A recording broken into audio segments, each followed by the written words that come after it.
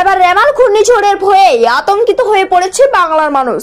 প্রবল বেগে লাভ দিয়ে ধেয়ে আসছে অতি তীব্র ঘূর্ণিঝড় রেমাল। বর্ধমান শহরের তীব্র ঘূর্ণিঝড় রেমালের জন্য সকাল থেকে হালকা কখনো মাঝারি বৃষ্টি এবং সকাল থেকে দমকা হাওয়া বইছে। এখনো পর্যন্ত আবহাওয়া দপ্তরের সূত্রে জানা যাচ্ছে আজ রাত 10টা থেকে 1টার মধ্যেই আনুমানিক সময় অতি তীব্র ঘূর্ণিঝড় আছড়ে পড়বে পশ্চিমবঙ্গে এবং বাংলাদেশের উপকূলের মধ্যে। তার আগে থেকে এই ঘূর্ণিঝড়ের জন্যই প্রবল বৃষ্টি এবং কি ঘন্টায় 40 থেকে 50 কিলোমিটারের বেগে ঝোড়ো হাওয়া হওয়ার সম্ভাবনা রয়েছে। সাধারণ মানুষকে সতর্ক থাকতে বলা হচ্ছে এবং আতঙ্কে নয়, সাবধানে থাকুন, সরকারি নির্দেশিকা মেনে চলুন, এমন এই বার্তা দিচ্ছেন আবহাওয়া দপ্তর।